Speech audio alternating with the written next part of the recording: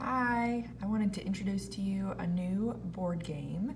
It's called Comparative Nutrition Deficiencies and Toxicities Land.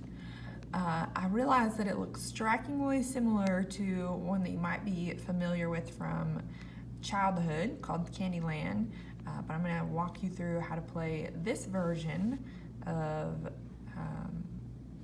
this popular game. So let me introduce to you first who the players are. You can see them over here. We've got our adult human, and then a cute little baby, and then we've got a cow and a cat. So we've got our cards over here, very similar to what you know, and then we have our board. Okay, so very similar to what you know, although you'll notice there's a few change-ups. For example, we have Nana's Fiber House, we have the Ammonia Forest, we have Protein Lagoon, and Frosted Greens Palace, and over here we have the High Fructose Corn Syrup Palace. So some exciting new places to check out as you're playing our Comparative Nutrition Land game. And I went ahead and added some deficiencies to the board just to mix things up a little bit as based on carbohydrate deficiencies or toxicities and protein deficiencies or toxicities. So the first one we're going to talk about that would apply to both of these players is just for humans and actually all animals get this one, and that's called flatulence. So flatulence is up here, this purple square. I'm going to put the baby up there for now. And flatulence is from just an increase in fiber in the diet. So it is due to an increased consumption of the sugars called stachyose and raffinose. And it's not really such a terrible disease, maybe a stinky one, stinky problem to have for sure. But what do? You have to take some Beano. So this cute baby has to come all the way back down to what sort of looks like a bean, peanut nonetheless. Has to go to Nana's Fiber House and get some Beano, okay? The next one is for either of the humans, and this is called sickle cell anemia. And so that's over here on the yellow square right here. Either of the humans could get that. It's a genetically induced protein deficiency from the wrong shape of red blood cells, and it causes a decrease in the oxygen carrying capacity. So what happens if you land here in the game? Well, all of a sudden, you know how we have these cards over here with the one square and the two squares. You can only use the one square. If you draw a two square, you lose your turn. So if my humans were drew an orange square, they could move the one. They could not move the two purples, okay? So the next one I want to talk about is for adults only. So I'm just going to use the blue player. And there is this thing called taurine deficiency. Taurine is a protein component, and this is from a poor protein diet. And it causes a decrease in the concentration of taurine conjugated bile salts. What does that mean? It means that it leads to a decreased stability of our bile salts, which causes a decreased emulsification of our digesta, particularly the lipids in our digesta. Poor neurotransmission, poor photoreception of our retina, so it means we can't see as well. Decreased glucose uptake, and a decrease in the action of several of our hormones. And we know that hormones are a big deal for us, and so is glucose for our brain. So if you land on this taurine deficiency square, you lose a turn, and then you go back to the nearest black X, sort of our tertiary protein structure there. The next one is Alzheimer's and cystic fibrosis. So we have Alzheimer's and cystic fibrosis is up here. I'm going to put it there just for the example. So this is from a misfolding of the proteins, and it can be due to any number of reasons, but could be induced by heat, acid, alcohol, heavy metals, anything like that.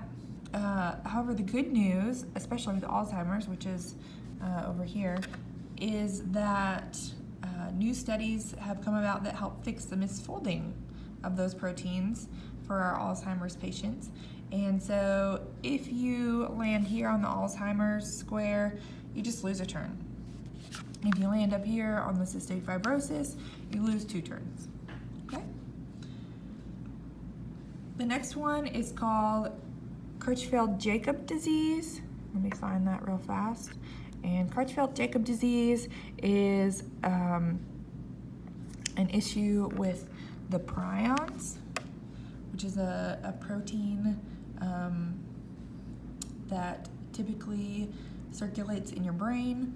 However, when they turn rogue, then they all of a sudden become resistant to physical and chemical treatment, and it's really dangerous because there's no immune response. So you have no immune response to fight off this disease that impacts your brain, and they have this incredible enzyme resistance and pH tolerance, so super crazy and hard to fight them. And unfortunately, that would be fatal. So that player would be done for the game. Okay. The other one that impacts adult humans is this very first one called Kuru, and it's very similar to Creutzfeldt-Jacobs in that it's due to the proteins turning rogue, but the crazy thing is you become a cannibal. So if you land on the same square, let's say our little baby here is on the orange square, if this person pulled an orange and they landed there, then they would gobble this baby and put it back to start. Okay? Kind of crazy. So let's talk about, since we're talking about the baby, let's talk about the baby.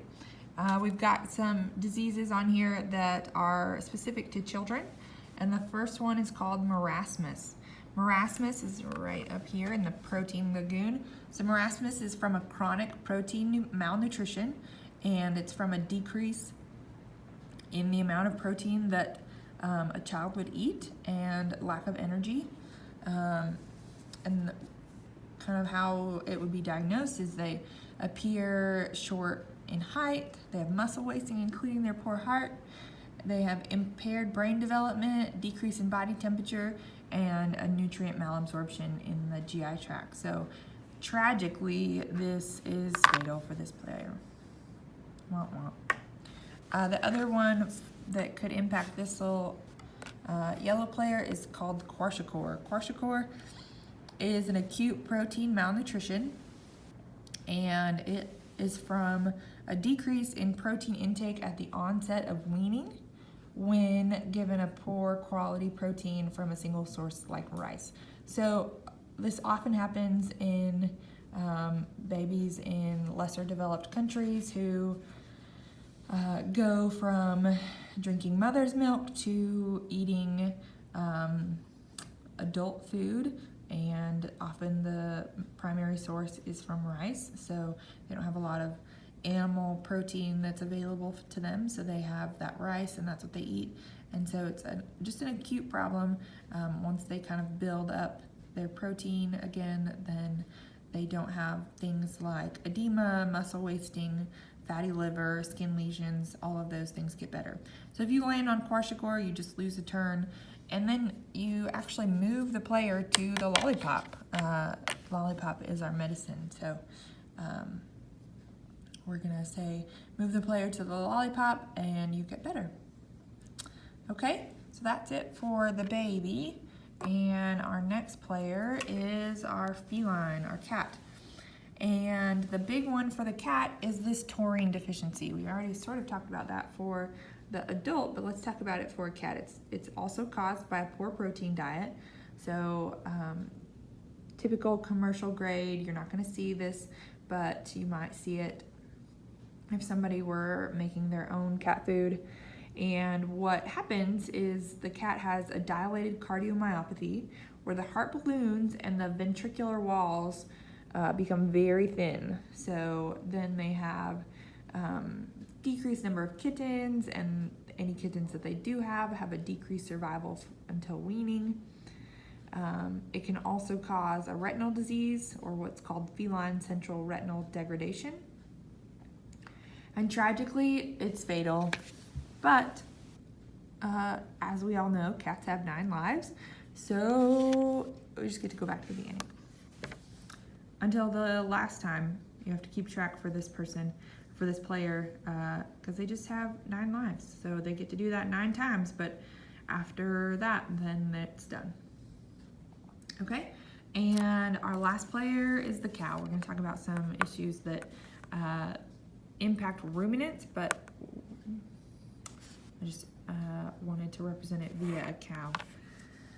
Okay, so the first one is called hoof laminitis. That's up here on this blue square. So if they get hoof laminitis, it's because they've had too much grain, so too many of those carbohydrates, and it can cause an increase in the ruminal volatile fatty acids, which drops the ruminal pH and increases the ruminal lactic acid. So what does that do? Well, it decreases blood flow to the hooves, and then also increases inflammation and delamination of the hoof tissues. So it's very painful for these poor cows. And again, they're in the situation where they can only use the single cards now because it hurts to walk, it hurts to move. So these double square cards are just too much. And so if you draw that and you have the cow and you land on hoof laminitis, you now can only use single cards because the double cards are just too much. You would lose your turn. Another one is called parakeratosis, and that's right back here. Parakeratosis is from too much finely ground carbohydrates in their diet, and this increases the concentration of propionate and butyrate, which in turn increases the rate of mitosis in the stratum basal, and that's paired with a decrease in the pH. So this leads to a friable and brittle ruminal papillae. What on earth does that mean? Well, it means that the sort of cells in their rumen just are weak and brittle and can't withstand the typical wear and tear that the rumen should withstand. So it's due to an increase in the rate of the migration of those cells in their stratified squamous epithelium, which then causes erosion or an ulcer, leaving the animal exposed to the elements, and then bacteria could get in and they could get an infection, which would be really sad. For that one, it's pretty awful, so you have to go back to start. Clear back to here. Okay. Another one impacting cows and ruminants is this ammonia toxicity, if you can see that. So that's in the ammonia forest. They have ammonia toxicity, and this is from an increased non-protein nitrogen ingestion. If ammonia toxicity is at subclinical levels, we have a decreased growth and production that occur, like milk production if you're talking about cows.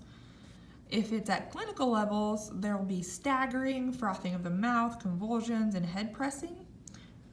There impacts their brain. So it's because the ammonia is metabolized in the brain, and the alpha ketoglutarate is pulled from the citric acid cycle, or TCA cycle, to deal with the increase in the ammonia. And so then it robs the brain of its energy potential, okay? So if this poor ruminant gets on the ammonia toxicity, then you, to fix it, because we're in the ammonia forest, have to go to the peppermint to get the medicine.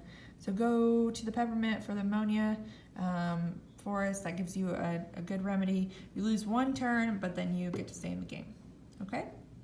And the last one for our sweet ruminant is mad cow disease. So we're gonna move, if we kept going all the way over to here and landed on this yellow square, that is mad cow disease.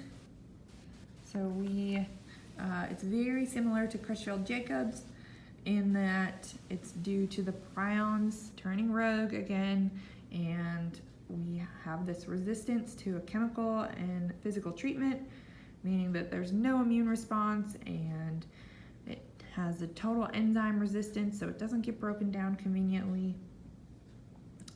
Those prions aren't recognizable as foreign, and so if this ruminant, this player, were to land on this square, it's fatal to be out of the game. Anyway, those are all the sort of traps that you should know about. Let's say you do a great job, you make it all the way through, you get all the way up to King Candy's castle, and you will be rewarded with perfect health and a well-balanced diet. So I hope you enjoy and have fun playing this comparative nutrition deficiencies and toxicities land, and let me know how it goes.